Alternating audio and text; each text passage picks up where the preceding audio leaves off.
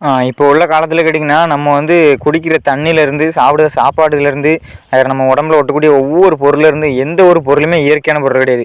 ஒரே ஒரு பொருள் இயற்கையான பொருளும் கிடையாது. நம்ம சுவாசிக்கக்கூடிய காற்று மட்டும்தான். அந்த காற்றும் செயற்கையாக தயாரிக்கப்படுதுன்னு சொல்கிறாங்க. ஆனால் அந்த காற்று கூட நம்ம நிறையா இயற்கையாக உருவாக்கலாம். உருவாக்குறதுக்கான முடிவுகள் நிறைய பேர் பண்ணுறாங்க.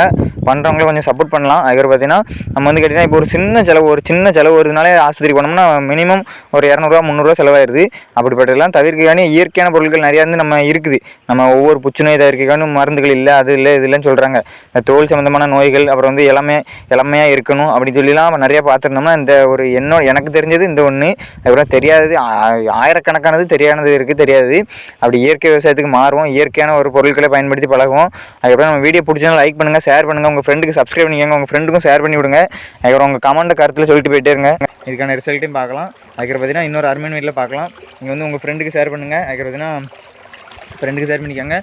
உங்கள் ஃப்ரெண்டுகிட்டையும் சொல்லுங்கள், இது மாதிரி அப்ளை பண்ணி பார்க்கலாம் அப்படின்னு சொல்லி. அதுக்கப்புறம் இந்த வீடியோக்கான கருத்தில் எதுவும் கமெண்ட்டில் உங்களுக்கு டவுட் இருந்துச்சுன்னா அதை கேளுங்க, அதுக்கான வீடியோ போடுறேன். நண்பர்களே, குளித்து முடிச்சுட்டேன்.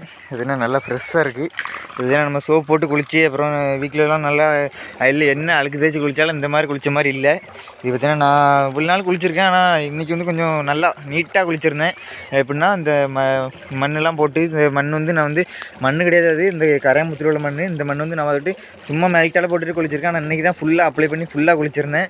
ஒரு கம்ஃபர்டபுளாக தோணுது. நம்ம வீட்டில் குளித்தா கூட இப்படி தெரியாது.